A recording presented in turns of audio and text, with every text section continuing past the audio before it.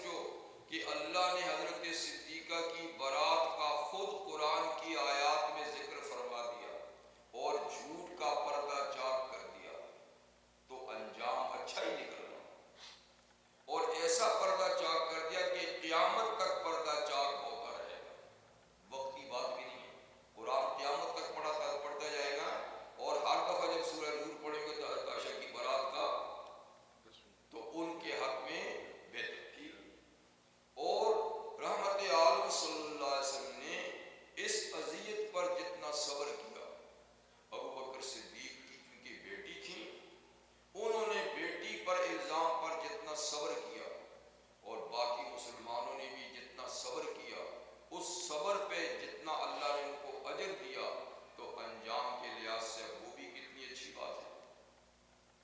تو یعنی وقتی طور پہ تو تکلیف ہوئی، لیکن انجام اور ثواب کے لحاظ سے اس کو برا نہیں سمجھو تم مسلمانوں کے حق میں یہ برا نہیں، بل ہوا خیر لکم، بلکہ یہ واقعہ تمہارے لیے بہتری کا ذریعہ ہے۔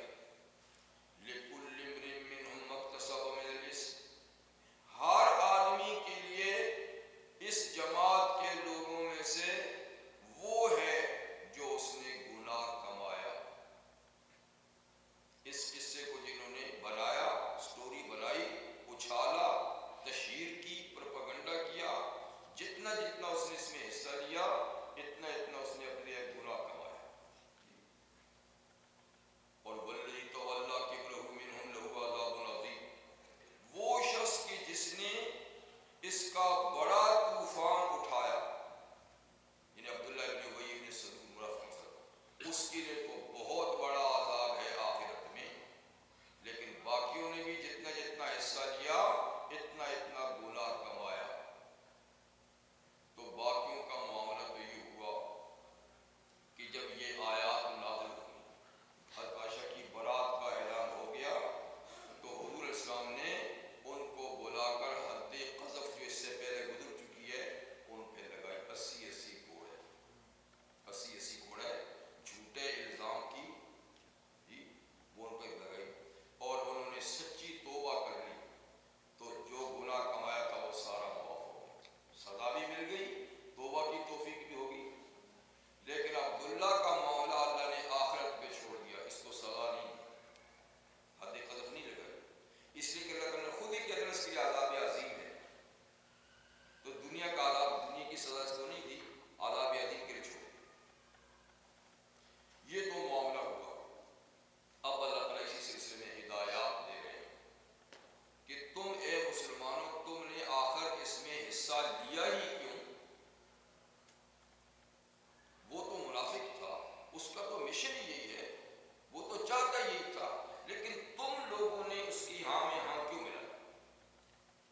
لولا اذ سمعتموہ، ایسا کیوں نہ ہوا کہ جب تم نے یہ قصہ سنا عبداللہ ابن ابی ابن سلول سے، منافقوں کے سردار سے، جب تم نے یہ بات سنی، حضرت عائشہ پر الزام تراشی کی، تو ظن المؤمنون والمؤمنات بانفسہم خیرا،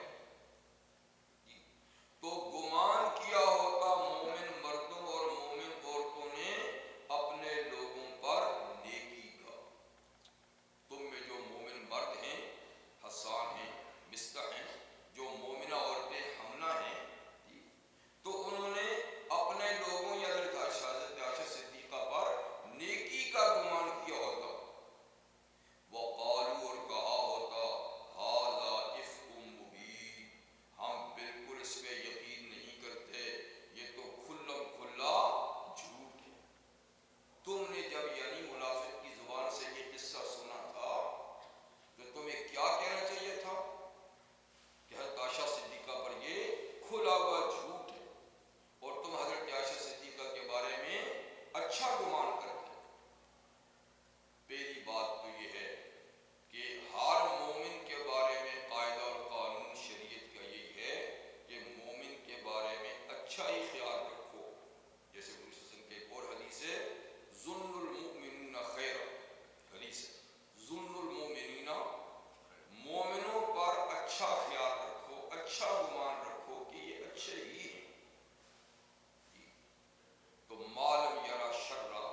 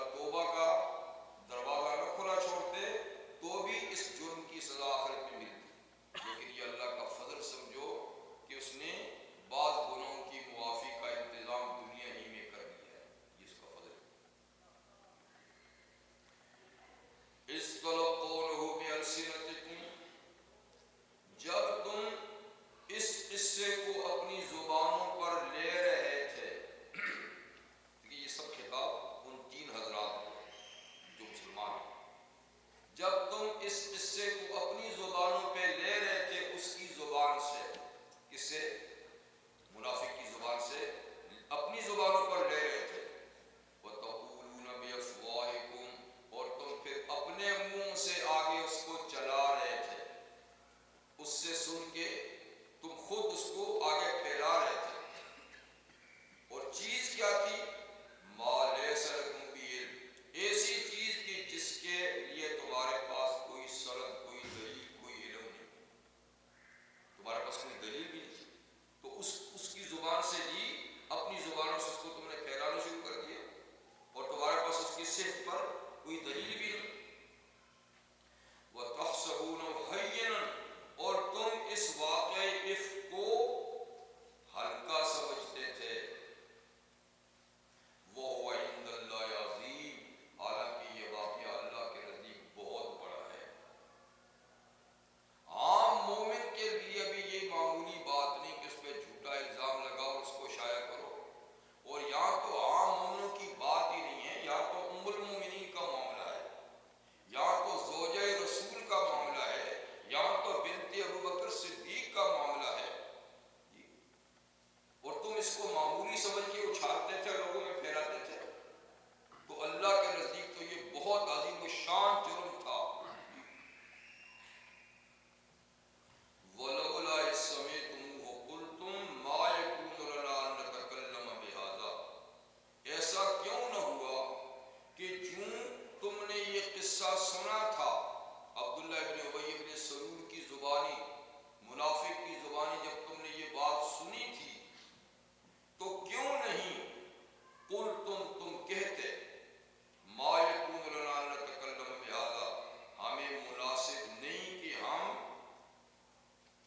اس پر کوئی بات کریں، اس کو اچھالیں، اس کو بیان کریں، یعنی تمہیں سنتے ہی کہتے کہ ہم اپنی زبان سے اس قصے کو بیان تک نہیں کر سکتے، ہمیں قطعاً اس بات کی اجازت نہیں، ہمیں قطعاً اس بات کی یہ بات مناسب نہیں کہ ہم اپنی زبان پر یہ بات لا سکیں جو تو کہہ رہا ہے، تمہیں تو فوراً سن کے یہ بات کہنی چاہیے تھی، اور یہ کہنا چاہیے تھا کہ سبحانک ھذا بہتان عظیم، اے اللہ آپ پاک ہیں، اور یہ شخص حضرت صدیقہ کے بارے میں جو کہہ رہا ہے یہ تو بہت بڑا افطرا، بہت بڑا بہتان باندھ رہا ہے،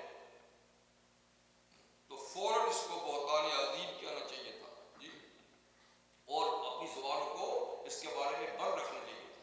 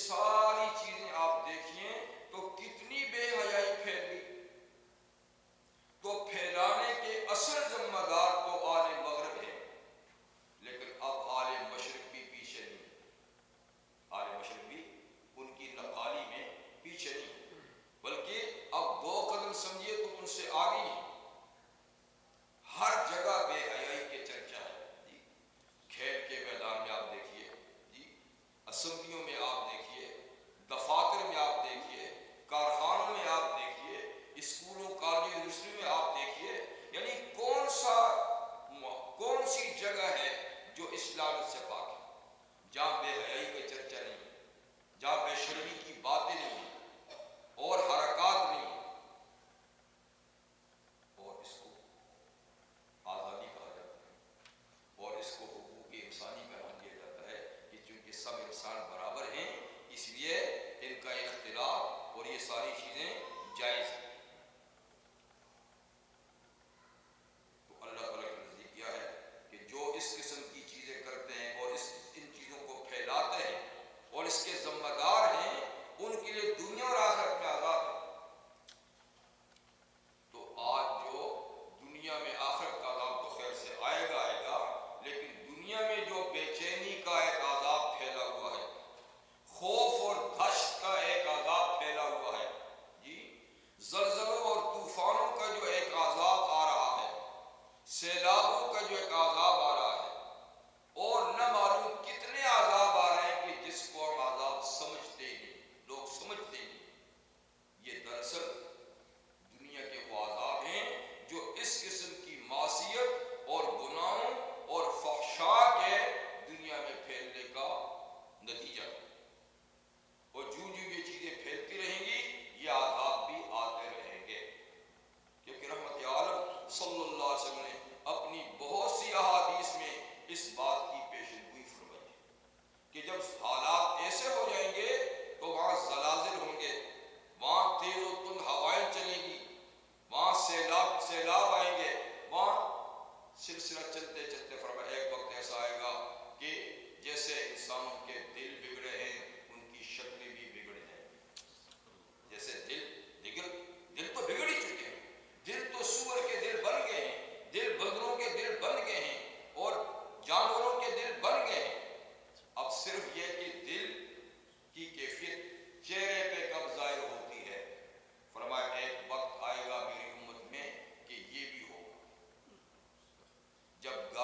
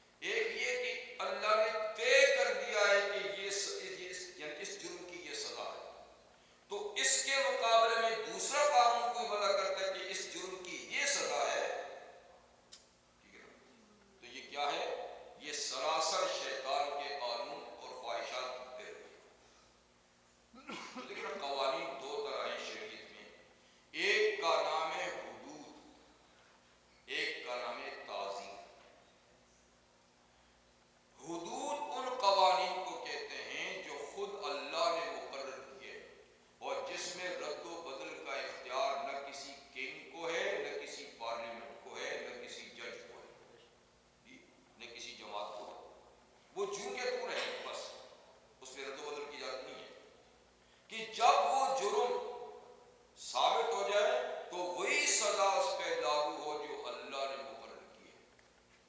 اور یہ کوئی بہت زیادہ نہیں ہے، صرف چار جرم ایسے ہیں کہ جس کی سزا اللہ نے ثابت ہو جانے کے بعد، جرم کے ثابت ہونے کے بعد اللہ نے خود مقرر کی ہے. اس میں کسی کو رد و بدل کرنے کی اختیار نہیں. اسی کا نام حدود ہے. انہی کا نام کیا ہے؟ حدود.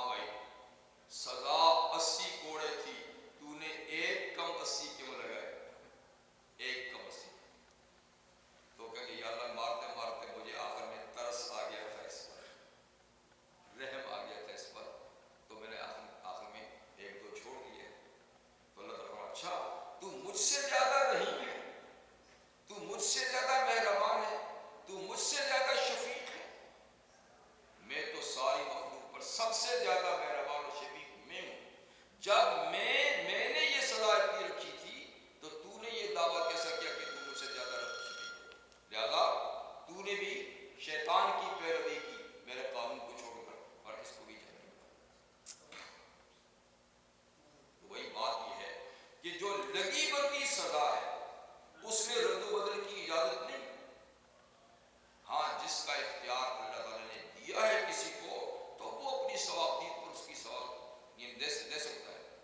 عمر بن عبدالعزیز رحمہ اللہ کے زمانے خلافت میں ان کے ایک گورنر نے ان کو خط لکھا کہ حضرت میرے صوبے میں میری عملداری میں چوریاں بہت زیادہ ہو رہی ہیں،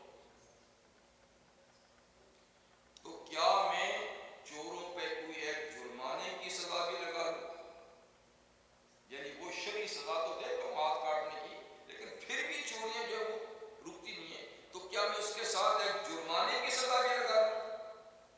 ایک دوسرا سوال یہ تھا کہ آپ مرکز سے کچھ رقم مختص کرے صفائی کے لیے میرے شہروں میں، تاکہ گلی کوچے اور سڑکوں کی میں صفائی کراؤں، وہاں سے کچھ رقم بھیجیے تاکہ میں گلی کوچے اور سڑکوں کی صفائی کرا سکوں. تو انہوں نے جواب میں لکھا کہ اگر اللہ کی مقرر کردہ سزا سے چوریاں نہیں رکتی تو خدا کرے کہ نہیں رکے. یعنی اللہ نے کافی شافی سزا دی ہے، اس سے بھی کوئی باز نہیں آتا تو خدا کرے نہ باز آئے. مطلب کہ پھر تو وہ بات آئے گا نہیں، تم لاکھ کوشش کرو. اس لیے کہ اللہ نے تو اس جرم کے انسداد کے لیے کافی شافی سزا مقرر کر دی. اب بھی کوئی بدقسمت انسان نہیں باز آتا تو نہ آئے. ہمیں کیا اختیار ہے کہ ہم اللہ کی سزا پر کوئی اور سزا مقرر کریں. اور دوسرا فرمایا کہ تم نے پیسے مانگے ہیں صفائی کے لیے گلی کوچوں میں، تو ایسا کرو تم گلی کوچوں کو عدل و انصاف سے بھر دو، صفائی خود ہو جائے گی. تم اپنے علاقے کے گلی کوچوں کو عدل و انصاف سے بھر دو، صفائی کا انتظام خود ہو جائے گا. تو ٹھنڈا ہو گیا گورنر صاحب. جب ٹھنڈا ہو گیا تو اب اس نے سختی چھوڑ دی، نرمی شروع کر دی. تو نرمی جو ہی شروع کی تو چوریاں بھی رک گئی، اس لیے کہ اس نے اور سختی شروع کی تھی تو ان کو اور زیادہ پیش آ گیا تھا. جب اس نے نرمی شروع کر دی اور وہی سزا دینی شروع کر دی تو وہ لوگ بھی تھوڑے سے نرم پڑ گئے. اور جب عدل و انصاف شروع کر دیا تو لوگوں نے خود گلی کوچے صاف کرنے شروع کر دیے. تو بات یہ ہے کہ اللہ کی طرف سے جو قانون آ گیا، حلال حرام کا ہے، فرائض کا ہے، جی جو بھی ہے وہ بالکل کافی شافی ہے اگر دیانتداری کے ساتھ اس قانون پہ عمل ہو جائے. اور عمل کرانے کی یا قانون سازی کی نہیں. آج کل کیا ہوتا ہے قانون سازی پہ زور دیا جاتا ہے. اچھا بھائی یہ قانون چلا، اچھا جی یہ بنا دو، اس میں یہ ترمیم کر دو. بھائی ترمیم سے یا قانون سازی سے بات نہیں بنتی، قانون پہ عمل درآمد ایمانداری کے ساتھ کراؤ. اب تو یہ ہوتا ہے کہ بڑوں کے لیے اور قانون، چھوٹوں کے لیے اور قانون، غریبوں کے لیے اور قانون، امیروں کے لیے اور قانون. تو جو امیر ہے اس میں سزا کی تخفیف ہو جاتی ہے، جو غریب ہے اس کو خوب جھگڑا جاتا ہے. تو یہ چیزیں شیطان کی پیروی ہے. قانون ہے تو سب کے لیے برابر ہے. جرم جس پہ ثابت ہو جائے اس پہ اللہ کا قانون نافذ کر دو. اس میں امیر غریب کا دیکھنا، چھوٹے بڑے کا دیکھنا، کسی سے تخفیف کرنا، کسی پر تشدید کرنا، یہ مسئلے کا حل نہیں. مسئلے کا حل یہ ہے کہ امانت و دیانت کے ساتھ قانون کا نفاذ. قانون کو آپ پڑھتے رہیں، کتابیں لکھتے رہیں تو بات نہیں بنے گی. قانون کا نفاذ عدل و انصاف سے ہوگا تو بات بنے گی. اس نے فرمایا لا تتبعوا خطوات الشیطان، شیطان کی قدم بقدم مت چلو. خود سے قانون نہ بنا